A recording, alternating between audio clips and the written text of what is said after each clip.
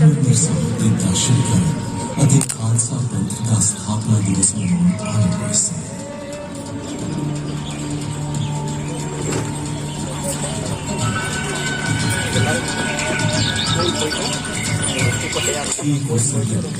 कांग्रेस के नेताओं ने जलियांवाला बाग में शामी 4:30 बजे एक सभा करने का फैसला लिया। उन्होंने इरादा डॉक्टर सत्यपाल और डॉक्टर किचलू की रिहाई और काले कानून की वापसी की मांग करना सी। विसाखी दी खुशियों के विचकार जिउं-जिउं दिन अगां वधिया एक छोटा जिहा बच्चा टीन का कनिस्तर गुजरता होया शहर के कुछ इलाके में यही सुनेहा दिंदे हुए निकलिया।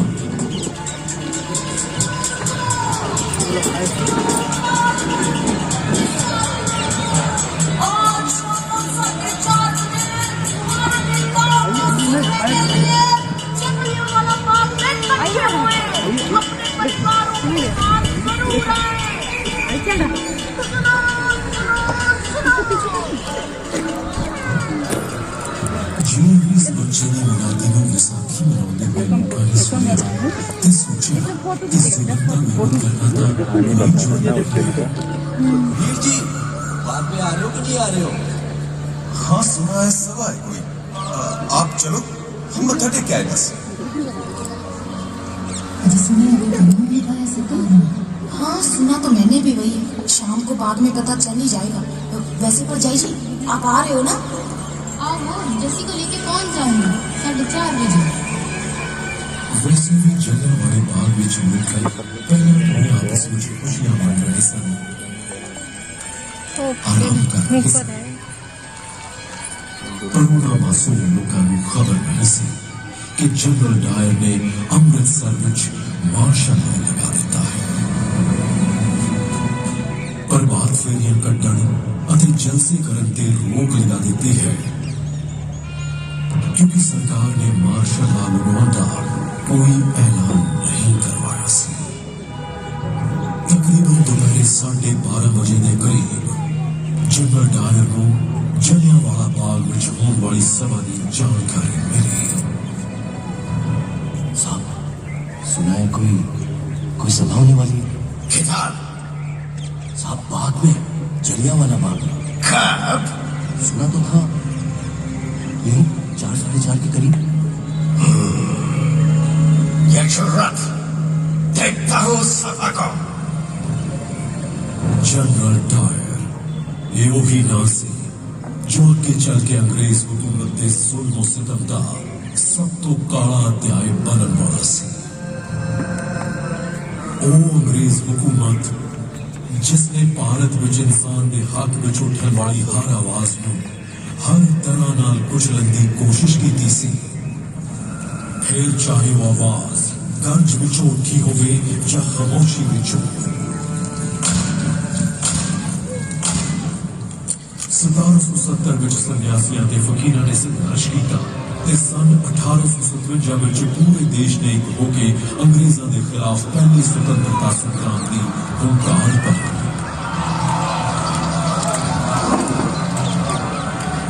इस संग्राम की हुंकार में अंग्रेजों ने दबा जरूर दिता पर हुंकार जब तक जिंदा है वो मुंह दे रखी हथेली विचों भी फुट फुट के निकलती रहती है।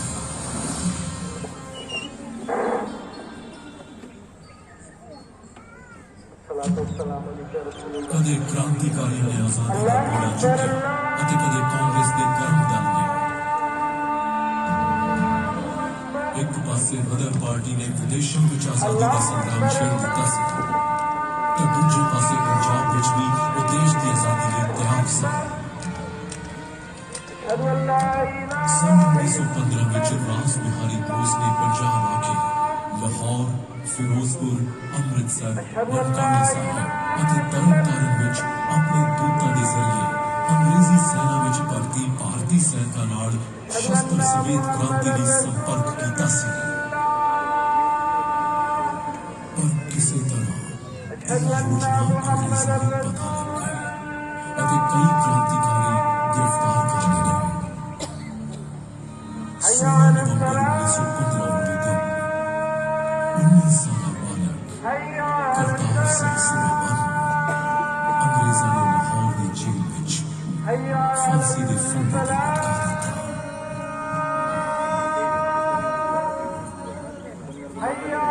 सन 1918 ਵਿੱਚ ਸੈਨ ਫਰਾਂਸਿਸਕੋ ਵਿੱਚ ਗਦਰ ਪਾਰਟੀ ਦੇ ਮੈਂਬਰਾਂ ਤੇ ਮੁਕੱਦਮੇ ਚਲਾ ਕੇ ਉਹਨਾਂ ਨੂੰ ਸਜ਼ਾ ਦਿੱਤੀ ਗਈ।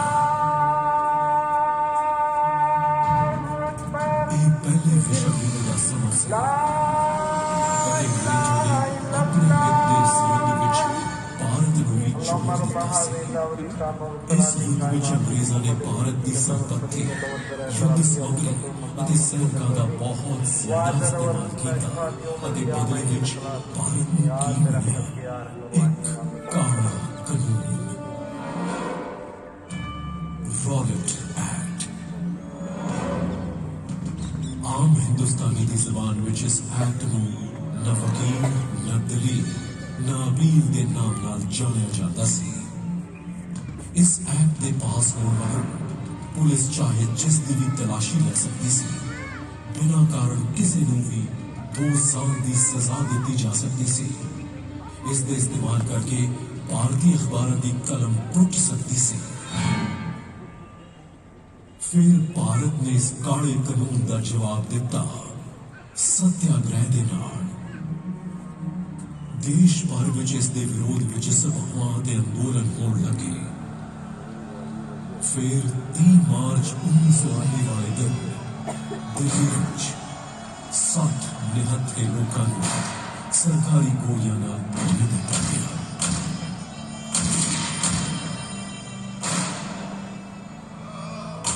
ਪੰਜਾਬ ਵਿੱਚ ਡਾਕਟਰ ਸਤਿਪਾਲ ਅਤੇ ਡਾਕਟਰ ਕਿਚਲੂ ਇਸੇ ਕਾਨੂੰਨ ਦੇ ਵਿਰੋਧ ਦੀ ਪ੍ਰਧਾਨਗੀ ਕਰ ਰਹੇ ਸਨ। ਉਦੋਂ ਅੰਗਰੇਜ਼ਾਂ ਨੇ ਉਹਨਾਂ ਨੂੰ ਗ੍ਰਿਫਤਾਰ ਕਰ ਲਿਆ। ਪੰਜਾਬ ਦੀ ਜਨਤਾ ਨੇ ਇਸ ਗ੍ਰਿਫਤਾਰੀ ਦਾ ਵਿਰੋਧ ਕੀਤਾ ਅਤੇ ਉਹਨਾਂ ਦੀ ਰਿਹਾਈ ਲਈ ਕਈ ਅਰਜ਼ੀਆਂ ਦਿੱਤੀਆਂ, ਪਰ ਪੰਜਾਬ ਦੇ ਲੈਫਟੀਨੈਂਟ ਗਵਰਨਰ ਮਾਈਕਲ ਓਡਾਇਰ ਤੇ ਇਸ ਦਾ ਕੋਈ ਅਸਰ ਨਾ ਹੋਇਆ। ਉਸ ਦੇ ਇਰਾਦੇ ਤਾਂ ਕੁਝ ਹੋਰ ਹੀ ਸਨ।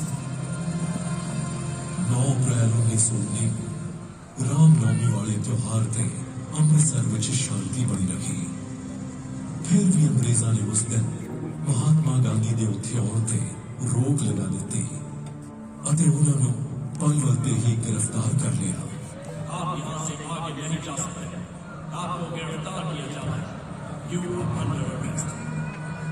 ਇਸ ਦੇ ਵਿਰੋਧ ਵਿੱਚ ਪੰਜਾਬ ਵਿੱਚ ਕਈ ਥਾਵਾਂ ਤੇ ਸਭਾਵਾਂ ਹੋਈਆਂ, ਪਰ ਲੋਕਾਂ ਨੂੰ ਇਹ ਪਤਾ ਨਹੀਂ ਸੀ ਕਿ ਉਹਨਾਂ ਦੇ ਇਸ ਅਹਿੰਸਾਤਮਕ ਪ੍ਰਤੀਰੋਧ ਦਾ ਜਵਾਬ ਅੰਗਰੇਜ਼ ਇੰਨੇ ਜ਼ੁਲਮ ਸਿਤਮ ਨਾਲ ਦੇਣਗੇ।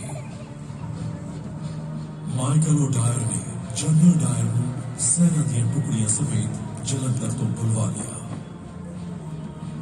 जनरल, रिपोर्ट है immediately with the troops। तुम्हारी यहाँ जरूरत है। इन हिंदुस्तानियों को काबू में लाना पड़ेगा। Yes, sir. I'm coming. जब जलियांवाला बाग अंदर विसाखी मनाउण आए हजारों हिंदुस्तानी अपने नेता हंसराज को सुन रहे सन। एक हवाई जहाज उन्हें दे उत्तों दे गुजरिया। दरअसल अंग्रेज हवाई जहाज राही बाग दा मुआयना कर रहे सन। ਇਹ ਦੇਖ ਕੇ ਉੱਥੇ ਦੇ ਲੋਕਾਂ ਵਿੱਚ ਬੇਚੈਨੀ ਵੱਧ ਗਈ। और शांति बनाए रखिए, शांति बनाए रखिए। डरने की कोई बात नहीं है। ਪਰ ਉਹਨਾਂ ਦੇ ਨੇਤਾ ਨੇ ਉਹਨਾਂ ਨੂੰ ਹੌਸਲਾ ਦਿੱਤਾ। ਇੰਨੀ ਦੇਰ ਨੂੰ ਦੂਰ ਗਲੀ ਵਿੱਚ ਕੁਝ ਆਵਾਜ਼ਾਂ ਆਉਣੀਆਂ ਸ਼ੁਰੂ ਹੋ ਗਈਆਂ। ਕੁਝ ਬਖਤਰਬੰਦ ਗੱਡੀਆਂ ਗਲੀ ਦੇ ਬਾਹਰ ਆ ਕੇ ਰੁਕੀਆਂ। ਜਨਰਲ ਡਾਇਰ अपने 90 सैनिकों समेत बाग में आ चुके हैं। अगर हमने हाथ उठाया या हिंसा की तो हम उनसे अलग कैसे हुए? लोगों में कुछ हलचल जही हुई, पर हंसराज ने उन्होंने फिर हौसला दिया। डरने की कोई बात नहीं है, हम शांति से बात करेंगे। शांति नाल गल करते लोगों को किस कोलों खतरा हो सकता सी। लोग कुछ सोचते उस तो पहला जनरल डायर ने अपने सिपाहियों को पोजीशन लैंड का हुक्म दिता। लोगों में खौफ वादा जा रहा सी। औरतां अपने बच्चों को देख के दहशत नाल काबू रही सन। आदमी अपने परिवार में अपनी बाव और समेटी चीखा में समुद्र में डूबते जा रहे थे। अने बच्चे तक पता भी नहीं सी कि उन्होंने मासूम खिले चेहरे कुछ ही देर मगरों एक गहरी अति ठंडी खामोशी में चिपला छिप गई सी।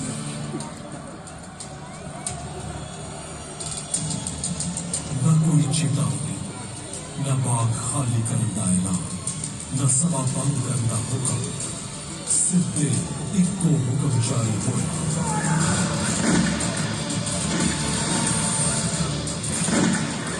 गोलियां बंदूकों के अंदर जो फौरन लगी, लोकी बेतहाशा अपनी जाना बचाने गई अंदर पानी घुसी।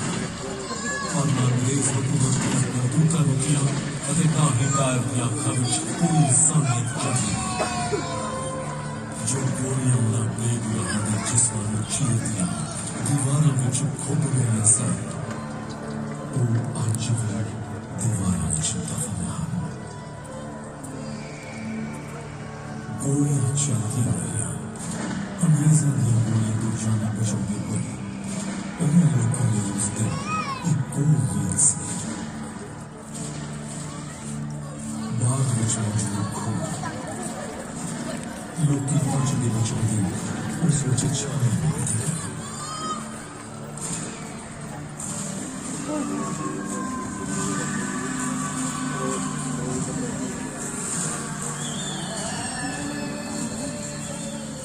हौली हौली वो खून जिंदा के मुर्दे में बढ़ता चला गया।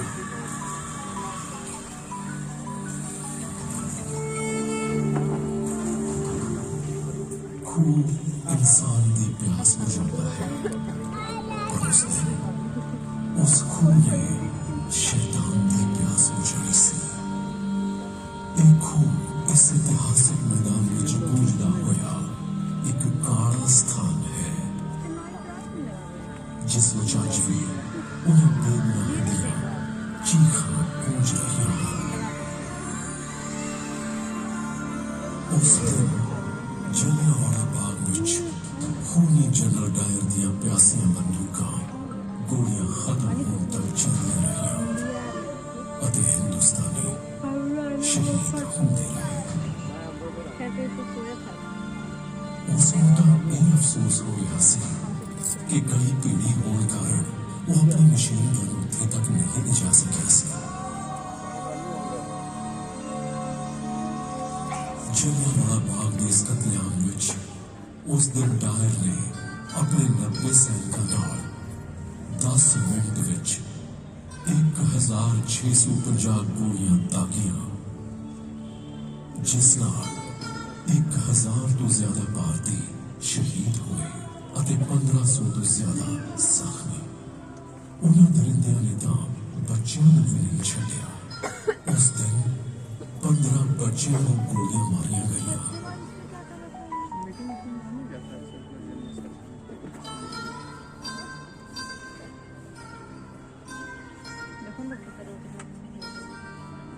उन्होंने बच्चों विचों एक बच्चा ऐसा भी सी जिसकी उम्र कोई 10 साल रही होगी। उस मरे हुए बच्चे की लाश की गोदी विच एक लाश होर भी सी, एक 3 साल के बच्चे की लाश। बाग विच मौजूद एक लाश के कोल एक औरत बैठी सी। उस औरत का नाम सी रतन देवी जो अपने पति की लाश के विलाप कर रही सी। इसी तरह पता नहीं किन्ने जख्मी लोग अपनी दिया लाशों को बैठे हुए सन।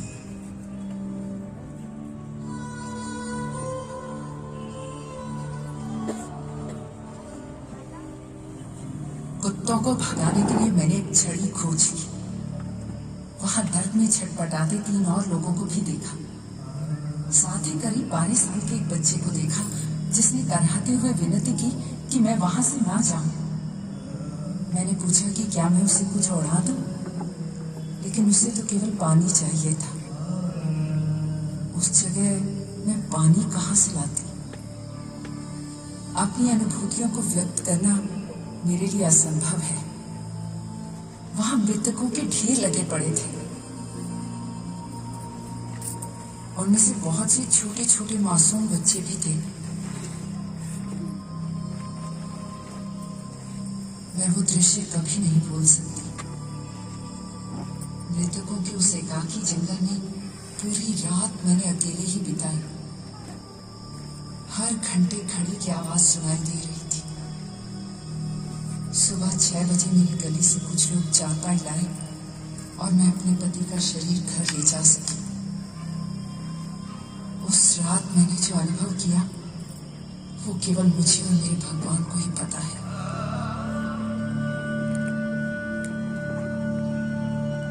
ਉੱਥੇ ਮੌਜੂਦ ਮੁਰਦਿਆਂ ਦੀ ਅਤੇ ਉਹਨਾਂ ਦੇ ਵਿਰਲਾਪ ਕਰ ਰਹੇ ਉਹਨਾਂ ਦੇ ਘਰਦਿਆਂ ਦੀ ਖਬਰ ਲੈਣ ਵਾਲਾ ਕੋਈ ਨਹੀਂ ਸੀ। ਜ਼ਖਮੀਆਂ ਦਾ ਇਲਾਜ ਕਰਨ ਵਾਲਾ ਕੋਈ ਨਹੀਂ ਸੀ। ਉਹਨਾਂ ਨੂੰ ਪਾਣੀ ਤੱਕ ਪਿਲਾਉਣ ਵਾਲਾ ਕੋਈ ਨਹੀਂ ਸੀ।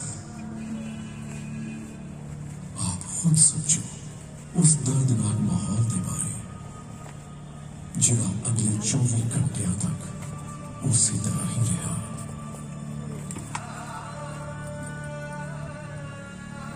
वो दर्द, वो खामोशी जिहड़ी उस दिन जलियांवाला बाग विच पसरी, वो खामोशी हिंदुस्तान के सीने विच अज तक गूंज रही है।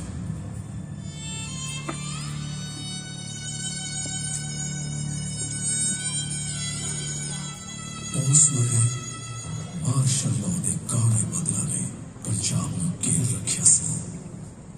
अमृतसर में एक पासे शहीदों के परिवार रुदन में डुबे हुए सन ते दूजे पासे अंग्रेज कहने लगा सी। क्लबां विच नाच रहे सन, जश्न मना रहे सन। उस रोज मार्शल लॉ का इस्तेमाल करके पता नहीं कितने लोगों को सलाखा के पीछे डक के तसीहे दिते जाते रहे। इस कतलेआम का दोनों डायरों से कोई असर नहीं होया। कई दिनों तक दोवे अमृतसर के लोगों उत्ते जुल्म करके उन्होंने दबाते रहे। उन्होंने जुल्म इस हद तक से कि जो भी हिंदुस्तानी उस गली विचों गुजरता उन्होंने गोडियां ते हत्थां दे पार रेंगण ते मजबूर किया जाता। तुम क्रॉल करके रास्ता क्रॉस करो। सारा पंजाब इस अंग्रेजी आतंक का सामना कर रहा है। अपने आप को जमीन पे रगड़ते हुए निकलो यहाँ से। जब 14 अप्रैल में अमृतसर तो 87 किलोमीटर दूर गुजरांवाला विच कुछ भारतीय अंग्रेजों के खिलाफ प्रदर्शन कर रहे सन। उन्होंने हवाई जहाज तो बम गिराए गए। पता नहीं कितने मारे गए। दुनिया की सभ्यता का झंडा चुकने वाली अंग्रेज हुकूमत का असली चेहरा यही सी। पंजाब तो कोई खबर बाहर नहीं जा रही सी, पर हुंकार अजे तक जिंदा रही। वो मुंह ते रखी हथेली विचों भी फुट फुट के निकलती रही। हौली हौली इस कतलेआम की खबर पूरे देश में फैल गई। तब पूरा हिंदुस्तान विरोध में उठ खड़ा होया। रॉलेट एक्ट के खिलाफ देश भर में अंदोलन तेज हो गया। इत्थे देश में प्रदर्शन और धरने हो रहे सन ते उधर अंग्रेज डायर का गुणगान कर रहे सन। उन्होंने ख्याल सी कि इन्हां गोलियां दी आवाज़ां विच भारत का राष्ट्रवाद और स्वतंत्रता संग्राम दब जाएगा। एक अंग्रेज कवि रुडयार्ड किपलिंग ने डायर को शाबाशी ही नहीं दी, बल्कि उस लिए एक राहत कोष भी खोल दिता। अंग्रेजी अखबार डायर को साम्राज्य का बहादुर रक्षक दस रहे सन। भारतीयों ने इस बेशर्मी का मुंह तोड़ जवाब दिता। इस कतलेआम के खिलाफ अपनी आवाज को बुलंद कर दिया। गुरुदेव रविंद्रनाथ टैगोर ने अपनी नाइटहुड की उपाधि वापस कर दी। महात्मा गांधी ने केसरी हिंद की पदवी वापस कर दी। बॉम्बे क्रॉनिकल ने संपादित डी.जी. हॉलिवन ने अपनी नौकरी ਤੋਂ ਅਸਤੀਫਾ ਦੇ ਦਿੱਤਾ ਅਤੇ ਦੇਸ਼ ਦੇ ਕਵੀਆਂ ਨੇ ਆਪਣੀਆਂ ਕਵਿਤਾਵਾਂ ਵਿੱਚ ਆਪਣਾ ਵਿਰੋਧ ਦਰਜ ਕੀਤਾ।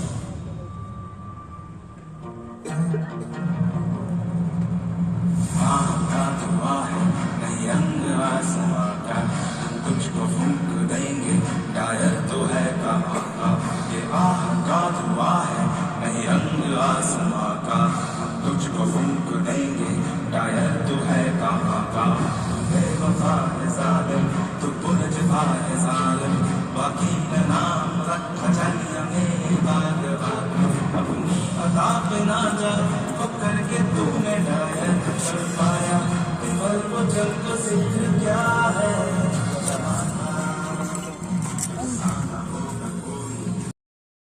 अंग्रेजों ने चेतावनी से कि तुसी कदों तक जुल्म करते रहोगे।